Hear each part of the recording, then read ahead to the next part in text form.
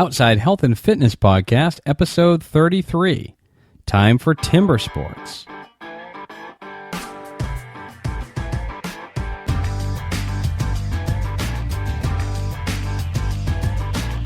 Welcome to the Outside Health and Fitness Podcast. We're getting outside the box, outside our comfort zone, and outside and in shape.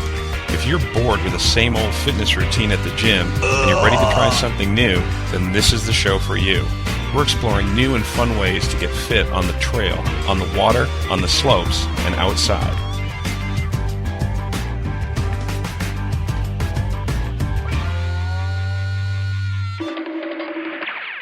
Hi, this is Steve Stearns from OutsideHealthAndFitness.com, and I'm so excited to welcome you to the Outside Health and Fitness Podcast. If you're new to the show, we like to stay fit and active by having a great time outside.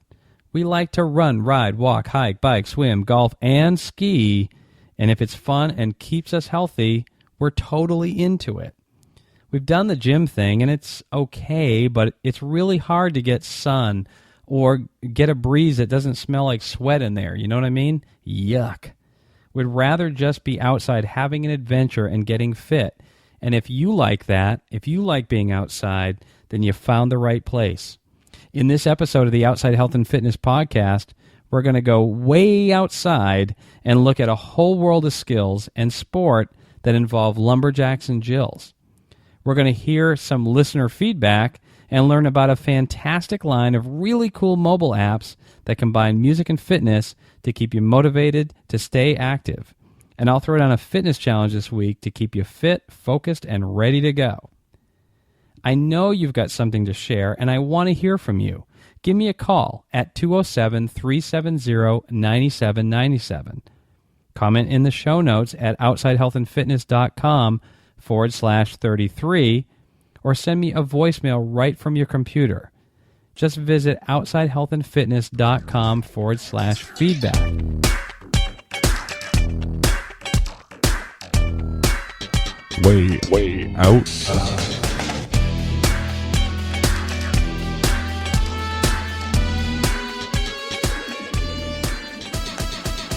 So if you've never heard of events like the 90-foot speed climb, the woman's single buck, or the underhand block chop, chances are pretty good that you haven't been following lumberjack sports. So lumberjack and lumberjill sports are physical competitions that showcase some traditional logging skills, like log rolling, sawing, and climbing. So these events require skill, a lot of skill, and some physical conditioning, and the athletes that compete aren't just weekend warriors. These people are fully committed to this sport. Their training and competition culminates every year in the Lumberjack World Championship Games, and those are held in Hayward, Wisconsin. So this is a big deal. So what sort of training do people go through to get into these lumberjack sports? So these lumberjack sports are, chainsaw events, bucksaw events, your, axe events, climbing, rolling on logs in the water. There's a whole bunch of different activities, skills, and physical fitness that is required to compete in these games. So I went over to this site called Lumberjack Planet, and I'll have a link in the show notes to this. And they've got a really detailed training program that has some specific exercises designed to build the muscle groups that are required for success in every one of these events. And as you might imagine, there's a lot of upper body work that needs to be done, but there's also a lot of speed and leg power, balance, and agility. So it's really a full body workout that needs to take place in order to get ready for these games. So even if you're not interested in competing in lumberjack sports, I'd recommend that you go check out these routines because they are very interesting and could easily be adapted to a number of different sports and activities that we enjoy doing outside. So I'm going to have a link in the show notes at outsidehealthandfitness.com/33 so you can check that out. So the next question is, who gets into this sport? Who is it that this sport attracts? Well, there are competitors from all walks of life. Some of them are people that used to work in the woods that have some of these skills already. Some of them are college athletes that are looking for something after college. And some are just curious outdoor athletes, kind of like us, that want to try something new in order to stay fit. So the competitions are open to men, Jacks, and to women, Jills. So it's a wide open field of competitors. Every one of these sports requires a very high level of fitness. So a lot of these competitors that train and compete remain active well into their 60s. Lumberjack sports also require a great deal of skill and mastery. Some of the things that these people are doing take almost a decade to master. So that helps keep your mind sharp and it helps keep your interest high. So if you want to get started in this sport, a lot of the sports that we talk about in the Way Outside segment are pretty inexpensive to get started with, and unfortunately, that's not the case here. This is a pretty expensive sport. I used to do downhill mountain biking, and I used to think that was expensive, but I started reading about this, and I went, wow, this is an expensive thing. So according to Lumberjack Planet, you should expect to spend a couple of $1,000s just to get started in this sport. You're going to need, and I don't even really know what some of these things are, but I'm just going to read the list to you. You're going to need chain mail chopping socks, practice axe, racing axe, throwing axe, crosscut saw, chopping stanchions, and more. So if you're interested in learning more about lumberjack sports and getting involved in this exciting outside sport, Lumberjack Planet offers 2-day camps that focus on knowledge of the equipment, so you get to learn how that stuff works, also the skills and the competencies required so that you can compete in competitive wood chopping. Now, I'm going to have a couple of videos over in the show notes so that you can check this out and see what this is all about. So head over to outsidehealthandfitness.com/33 to see some of these lumberjack sports for yourself. And if you've got the money, you've got the interest, and you want to give this a try, go for it. Let me know what you think.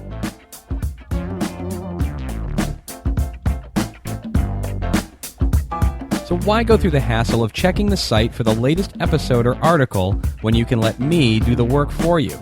Sign up for email notifications and stay up to date the easy way. And as a thank you, I'll send you the Blast Off Bodyweight 30-Day Fitness Challenge for free. Sign up now at outsidehealthandfitness.com/email.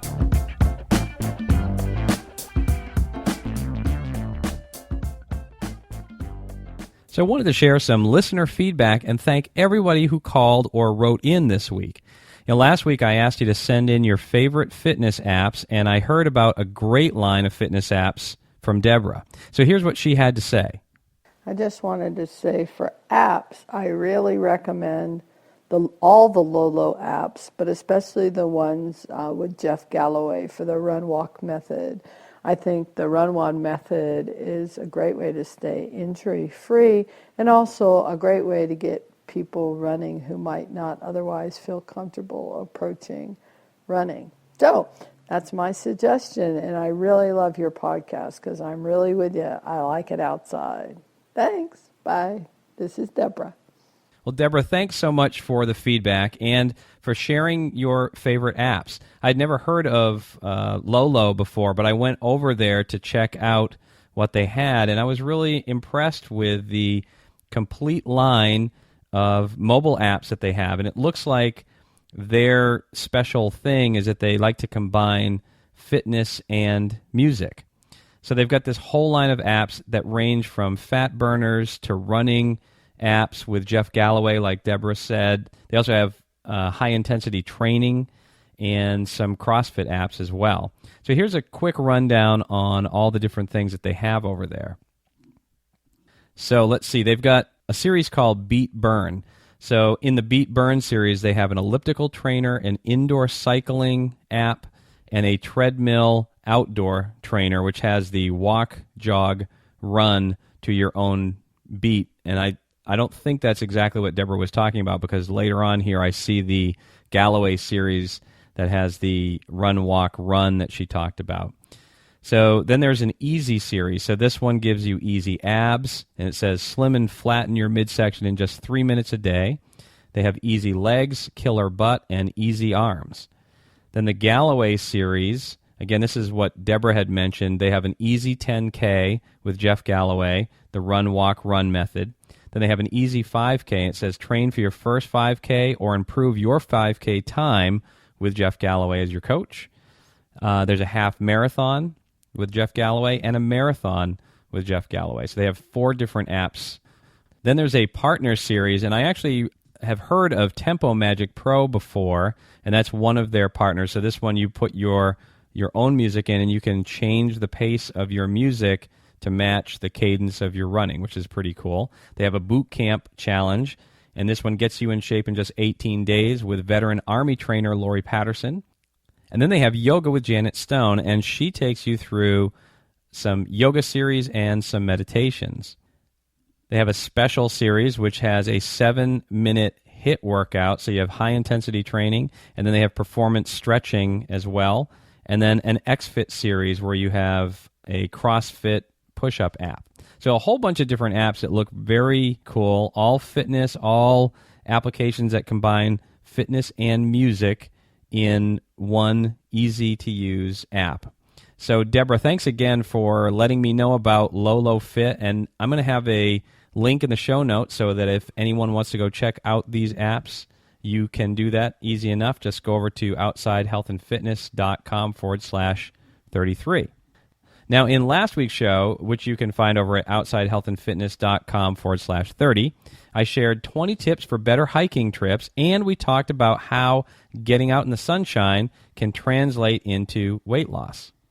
And I had a listener, Andy, who left a comment on the show over at Google+, saying that, hiking is really good for core strengthening, and also reminding me that you don't want to get too much UV radiation from the sun, or you could risk getting skin cancer. And she ended her comment just saying, life is all about balance, isn't it?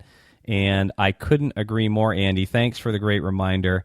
You're so right. We got to do everything in moderation. Too much of a good thing is not always a good thing. So be sensible when you're out there in the sun. Get some good rays, but also take care to cover up.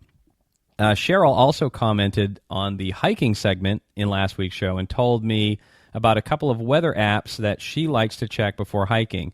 She uses AccuWeather and My Radar for weather, and she kind of uses those in combination to take a look at, what is the forecast coming up, and then what's the intensity of the storm, and that kind of helps her make some decisions about, should we keep going? Should we turn back? Is it going to be good weather for our hike, or do we need to pack some survival gear? So thanks so much for the suggestion, Cheryl. I'm going to have a link in the show notes for you so you can check out her suggestions of the AccuWeather app and the My Radar app as well. So if you want to join in on the discussion, please join me over on Google+. Just visit outsidehealthandfitness.com/G+. Now, if Facebook is your thing, you can find us over there also. You can go to outsidehealthandfitness.com/Facebook, or you can go to facebook.com/outsidehealthandfitness. Either one of those will work. Or leave me a voicemail like Deborah did. Just visit outsidehealthandfitness.com/feedback and push the record button. Talk directly into your computer, and that's it.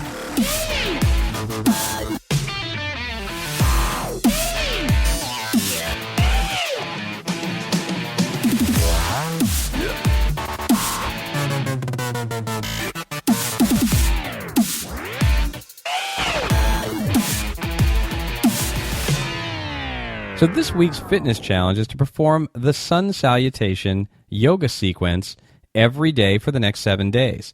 September is Yoga Awareness Month, so I thought it would make sense if we kept our fitness challenges focused on yoga this month. So what is the sun salutation? Well, according to Yoga Journal, Hindus have revered the sun as both the physical and spiritual heart of our world and the creator of all life itself. And the sun salutation is a sequence that is meant to honor the sun. It's generally performed first thing in the morning, and it's a good way just to greet the day. The sequence begins and ends with your hands held together in front of your heart. So what are the benefits of performing the sun salutation? Well, it's a perfect workout for your entire body. It incorporates stretching, it improves flexibility, it helps tone your muscles, and the sun salutation is even known as an excellent routine for weight loss. Beyond those physical benefits, you can also experience a sense of well-being, calmness, and other meditative benefits. So how do you do it? Well, I'll have a video over in the show notes that gives you a good demonstration of the sun salutation. And I'll also have an article that was written and posted over at The Art of Living, which is excellent for beginners. It covers 11 tips for getting the most out of your practice. And here are some of the most frequently asked questions that they answer in the article. So when should you do the sun salutation? Well, it's best to do early in the morning and on an empty stomach. Now, what if you want to do it at night? No problem. You can do that too. In fact, there's another salutation sequence for the moon, which includes an additional posture. So how many of these sequences should you do? Well, as a beginner, it's recommended that you start with anywhere from 2 to 4 rounds, and a round is defined as 6 times through the sequence on the left side and 6 times on the right side. As you practice and you continue to build strength, balance, and flexibility, you'll be able to work up to as many as 12 or more rounds. Should you check with your doctor first? Yes, it's always advisable to check with your doctor before you start any exercise program. So if you get the thumbs up from your doctor and you're ready to take the challenge, here it is. Perform 2 to 4 rounds of the sun salutation every day this week. You may just develop a new morning routine that starts your day off with a calm inner peace, increases your flexibility, tones your muscles, develops your balance, and helps you feel great. So today we learned about the skills, physical demands, and mastery required to excel at lumberjack sports. We got some great advice and learned about some new apps from some of our community members, and you were challenged to perform sun salutations every day for the next 7 days. I hope you accept the challenge, and I'll see you here next week. Well, that wraps up another episode of the Outside Health and Fitness Podcast. I hope you got something of value from the show today that helps you get outside and in shape. And until next time, I'll see you outside.